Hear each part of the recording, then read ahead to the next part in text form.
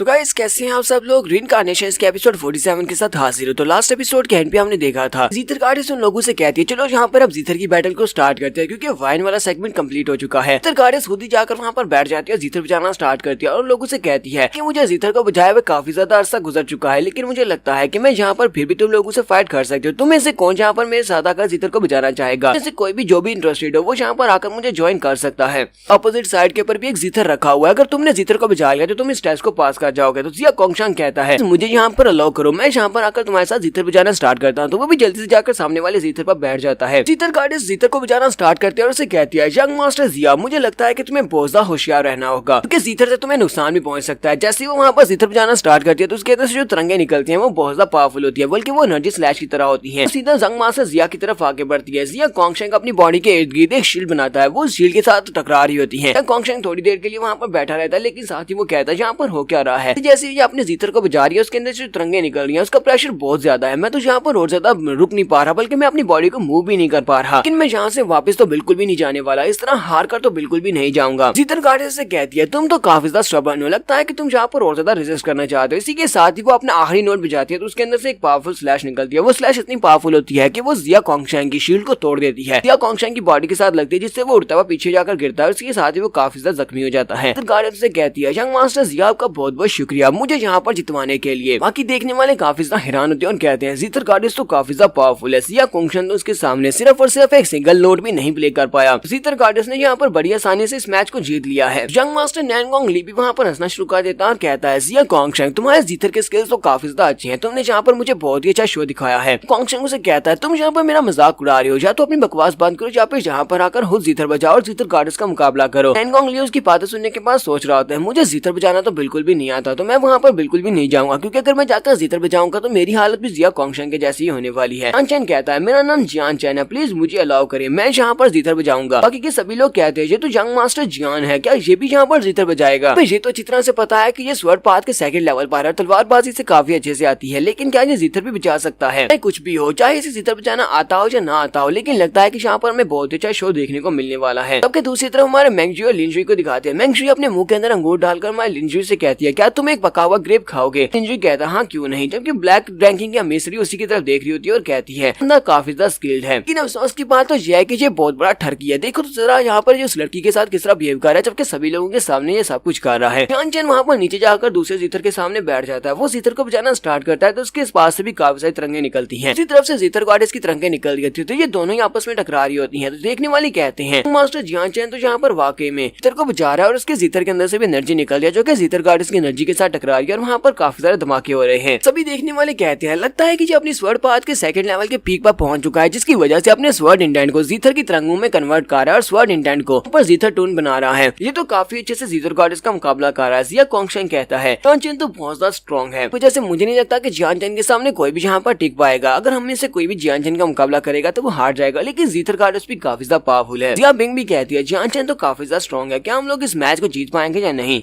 लिनजुई से कहती है तुम्हें क्या लगता है कि यहाँ पर इस मैच को कौन जीतने वाला है? तुम्हारा लिनजुई से कहता है जीथर गार्डियस ने अभी तक अपने फुल स्ट्रेंथ को यूज ही नहीं किया, तो मुझे लगता है कि यहाँ पर सिर्फ और सिर्फ जीथर गार्डियस ही जीतेगी। जीथर गार्डियस वहाँ पर अपने स्पेशल स्किल को यूज करते हुए अपनी पावर को रिलीज करती है तो वहाँ पर फायर से बना हुआ एक फीनिक्स निकलता है जो कि उड़ता हुआ सीधा जियान चैन की तरफ आगे बढ़ता है। तो वो जियान चैन के साथ जाकर टकराता है तो जियान चैन की शील्ड भी टूट जाती है और उसकी शील्ड टूटने के बाद वो फीनिक्स जो होता है उसके माथे के काफी ज्यादा करीब पहुंच जाता है। इसके साथ ही जियान चैन अपनी तलवार निकालता है और उसके अटैक को वहाँ पर अपनी तलवार से ब्लॉक करता है। अपने जीथर को छोड़ देने की वजह से जियान चैन जहाँ पर इस मैच को हार चुका है वो पीछे हटने के बाद से कहता है जीथर गार्डियस तुम काफी ज्यादा पावरफुल हो, कभी जिंदगी में मुझे मौका मिला तो मैं तुम्हारे साथ तलवारबाजी करना चाहूंगा, फिर पता चलेगा कि हम दोनों में से ज्यादा स्ट्रॉन्ग कौन है। तो जीथर गार्डियस से कहती है यंग मास्टर जियान तुम्हारा बहुत बहुत शुक्रिया मुझे यहाँ पर जितवाने के लिए। क्या तुम में से कोई और यहाँ पर है जो कि मुझसे चैलेंज करना चाहता हो, कोई यहाँ पर आकर मेरे साथ जीथर बजाना चाहता हो? वैसे कोई भी यहाँ पर अब बात नहीं कर रहा था, उनमें से कोई भी यहाँ पर आकर जीथर नहीं बजाना चाहता। सभी लोग कहते हैं अब हम में से कौन यहाँ पर आकर इसे फाइट करेगा। जबकि यंग मास्टर जियान चैन भी इसका मुकाबला नहीं कर पाया तो हम सभी लोगों तो जीथर बजाना आता भी नहीं है। ब्लैक रैंकिंग की जो अमीसरी होती है वो उसे कहती है यहाँ पर एक वेटरन है जो कि जीथर को बहुत ही अच्छे से बजा सकता है, सेकंड फ्लोर के ऊपर बैठा हुआ है। लगता है कि ये बंदा तुम्हारे चैलेंज को एक्सेप्ट करेगा और तुम्हें हराने की पूरी क्षमता रखता है। जिया कोंगशान उसे कहता है लॉर्ड अमेसरी लगता है कि आपको यहाँ पर कोई गलतफहमी हो गई है, जिया बिंग को तो बिल्कुल भी जीथर बजाना नहीं आता। आप जिया बिंग के बारे में बात कर रही हैं, उसके पास जीथर के कोई भी स्किल्स नहीं है।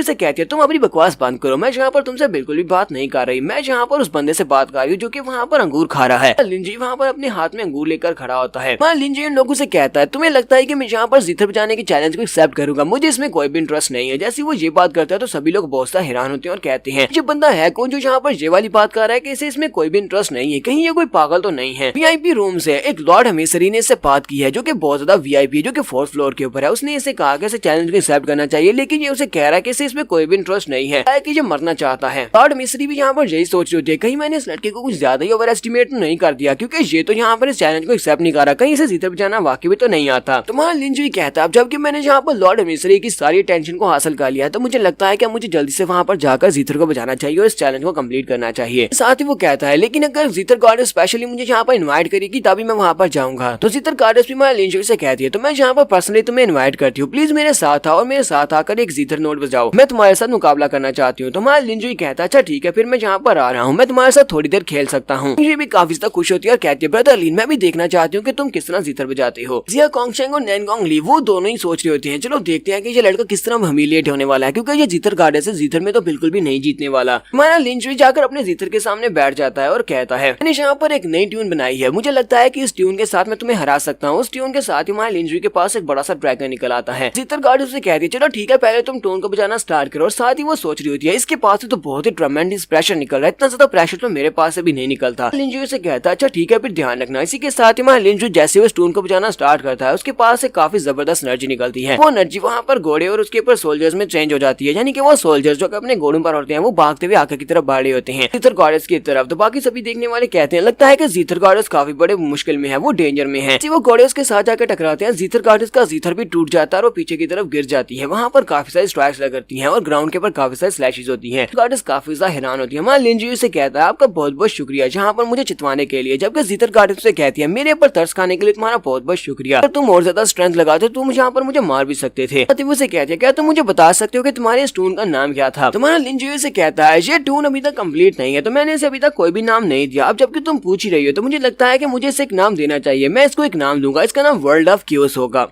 जीतर गॉडेस से कहती है ये नाम काफी ज्यादा अच्छा है, अ वर्ल्ड ऑफ क्यूस तुम्हारी इस नई टून के लिए काफी ज्यादा अच्छा नाम है। इस वक्त वो वीआईपी गेस्ट भी नीचे उतर आती है। लॉर्ड हमेशरी से कहती है जीतर गॉडेस प्लीज आप साइड के ऊपर हट जाएं, मुझे भी यहाँ पर जीतर बजाना है। तो वो साथ ही अपनी पावर्स को यूज करते हुए उसके टूटे हुए जीतर को दोबारा से जोड़ लेती है और कहती है मुझे भी यहाँ पर इसके साथ मुकाबला करना है, मैं इसके साथ मिलकर जीतर बजाना चाहती हूँ क्योंकि ये जीतर का एक एक्सपर्ट है। जीतर को जोड़ने के बाद वहाँ पर जीतर को बजाना स्टार्ट करती है और हमारे लिंजी से कहती है यहाँ पर मेरा मुकाबला करो। जैसे वो जीतर को बजाती है तो उसके अंदर से जबरदस्त पावर निकलती है, जबकि दूसरी तरफ से हमारा लिंजी अपने जीतर के सामने बैठकर एक और टून बजाता है। तो लिंजी की एनर्जी के साथ वहाँ पर एक बड़ा सा एम्परर बनता है, जिसे देखते ही लॉर्ड हमेशरी बहुत ज्यादा हैरान हो जाती है और कहती है ये तो जीतर एम्परर है। जीतर एम्परर अपने हाथ को सामने की तरफ करता है तो हमेशरी ने जिस अपनी पावर्स को रिलीज किया होता है वो बड़ी आसानी के साथ उसके फिनिश को अपने हाथ में पकड़ लेता है और उसके फिनिश को सिर्फ एक ही हाथ में मुट्ठी में बांध करके उसको मसल देता है। एनर्जी वहीं पर डेसिपेट हो जाती है। हमारा लिंजी से कहता है तो मैं यहाँ पर जीत चुका हूँ। तो लॉर्ड हमेशरी से कहती है मुझे ये बताओ कि तुमने अब यहाँ पर जिस टेक्निक को यूज किया था इस स्पेशल टोन का नाम क्या है। हमारा लिंजी से कहता है मुझे लगता है कि तुम्हें पहले से पता है कि इसका नाम क्या है, तुम इस वाली टून को अच्छी तरह से जानती हो। लॉर्ड हमेशरी से कहती है नहीं ये वाली मेलोडी तो हजारों साल पहले गुम हो चुकी है, तुम्हें इसके बारे में कैसे पता चला, क्योंकि ये वाली तो बिल्कुल भी एग्जिस्ट नहीं करती। हम में से किसी को भी इसके टेक्निक के बारे में नहीं पता, हमें इसमें से किसी को भी इस मेलोडी के बारे में नहीं पता, सिर्फ इसकी कहानियां सुनी हुई हैं। लिंजी से कहता हो सकता है कि तुम्हें इस टेक्निक के बारे में नहीं पता हो। फिर साथ ही वो से कहती है अच्छा ठीक है मुझे ये बताओ कि तुम्हारा नाम क्या है। तुम्हारा लिंजी से कहता अभी टाइम नहीं हुआ कि तुम मेरे नाम के बारे में जान सको। तो लॉर्ड हमेशरी से कहती है लेकिन एक दिन मैं तुम्हारे साथ दोबारा से जीतर बजाना चाहूंगी और तुम्हारी इस एम्परर जीतर वाली टेक्निक को मैं जरूर दोहरा दूंगी। तुम्हारा लिंजी जंप करते हुए वापस अपनी सीट के ऊपर आ जाता है।